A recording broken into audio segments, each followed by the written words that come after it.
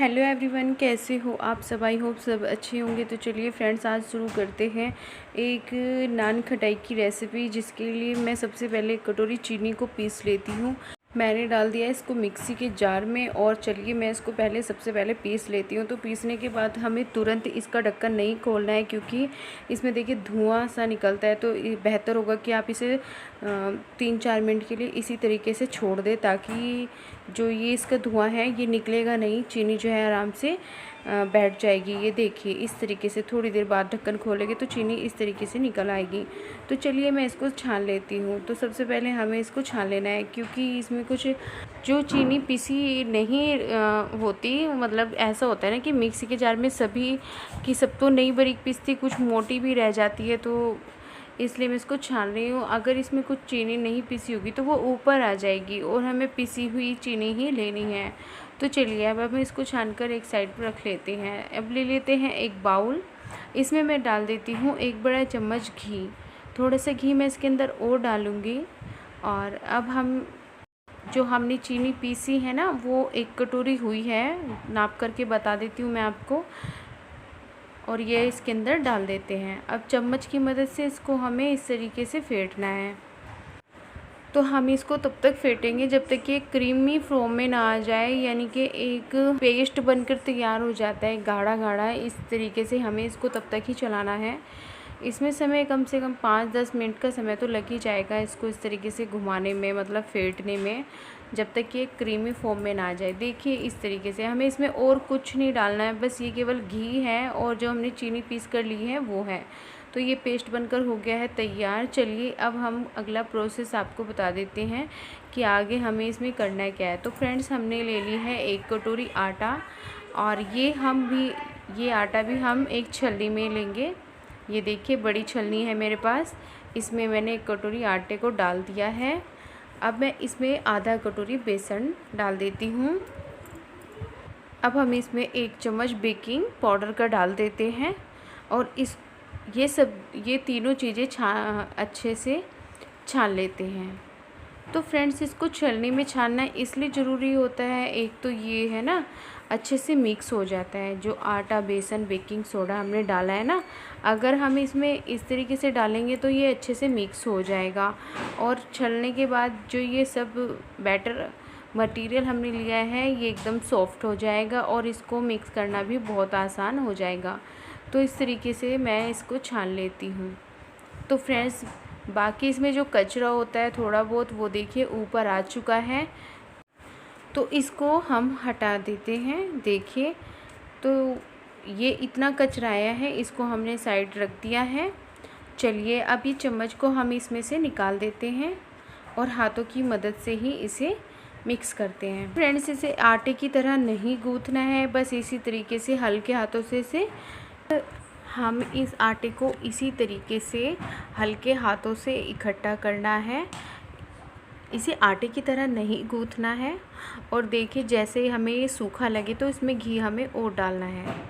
अगर हमारे पास घी ना हो तो हम दूध भी इसमें डाल सकते हैं, लेकिन इस तरीके से इसको मसल के, यानी कि इकट्ठा कर लेंगे, इसका एक डो बना लेंगे। और देखिए बिल्कुल इसी तरीके का मुलायम आटा हमने बना लिया है। अब हम थोड़ा इसमें से आटा लेंगे, जितनी एक छोटी लोई होती है ना, ठीक उसी तरीके का हम इसको गोल गोल करके और इस तरीके का एक साइज़ बना लिया है। इसी तरीके की मैंने सभी नान खटाई जो है बनाकर तैयार कर ली थी, वो मैं आपको दिखा देती हूँ। तो फ्रेंड्स, जो ये मैंने प्लेट ली है, इसके ऊपर हमने सिल्वर फॉइल लगा दिया है, अच्छे से कवर कर दिया है। उसके बाद मैं इस पर घी लगा देती हूँ, और जो हम ये नान खटाई बना रहे हैं ये इसी के ऊपर हमें रखते जाना है। तो फ्रेंड्स, इसको थोड़ा दूरी दूरी पर रखें, एकदम से पास पास पे ना रखें, क्योंकि बनने के बाद थोड़ा इसका साइज़ जो होता है वो बड़ा हो जाता है, यानी कि थोड़ा फूलता है। तो ठीक इसी तरीके से मैंने सभी नान खटाई बनाकर तैयार कर ली थी। ये देख रहे हो आप। तो देखिए देखने में भी कितनी सुंदर लग रही है ना, और जब ये पककर तैयार होगी तो क्या ही बात है। तो मैंने इधर 2 कढ़ाई ली है और मैंने गैस की फ्लेम को पहले से ही ऑन कर रखा था और इसको मैंने ढक कर रखी थी ताकि कढ़ाई अच्छे से जो है गर्म हो जाए। देखिए मैंने कढ़ाई के अंदर रखी है एक छोटी कटोरी, इसी के ऊपर हमें इस प्लेट को रख देना है और ऊपर से इसको कवर कर देना है। किसी भी बर्तन से हमें इसको इस तरीके से ढक देना है। देखिए अब दूसरे वाली कढ़ाई में भी मैंने एक कटोरी रखी है, उसी के ऊपर मैं प्लेट को रखूँगी जिसमें मैंने नान खटाई बनाकर तैयार की है। ये देखिए, और इसको भी हम कवर करके रख देंगे। तो फ्रेंड्स कम से इसको बनने में कम से कम आपको बता दूँ मैं 10-15 मिनट लगेंगे, क्योंकि हमने बिल्कुल मीडियम फ्लेम पर ही इसको पकाना है। देखिए पकने के बाद कुछ इनका साइज़ इस तरीके से बड़ा हो चुका था, मैं आपको दिखा देती हूँ। और ये नीचे से पक चुकी थी। देखिए इसका कलर नीचे से आपको दिख रहा होगा, थोड़ा जल भी गई थी बल्कि एक। तो अभी दूसरे वाली भी देख लेते हैं। ये देखिए ये बिल्कुल पक्की नहीं है, बल्कि ये इनका साइज़ थोड़ा बड़ा हो चुका है, पर पक्की नहीं है ये अच्छे से। देखिए बिल्कुल भी कलर चेंज नहीं हुआ है। और आप यकीन मानियो इतनी टेस्टी मज़ेदार बनकर तैयार हुई थी ना ये नान खटाई, भाई पूछो ही मत। घर पे कुछ भी नई चीज़ बनाते हैं और वो इतनी टेस्टी बनती है, क्योंकि जब हम कोई रेसिपी घर पर बनाते हैं कि कोई नई चीज़ घर पर बनाते हैं तो उसकी हमें अलग ही बहुत खुशी होती है। तो देखिए ये इस तरीके से बनकर हो गई थी तैयार हमारी नान खटाई।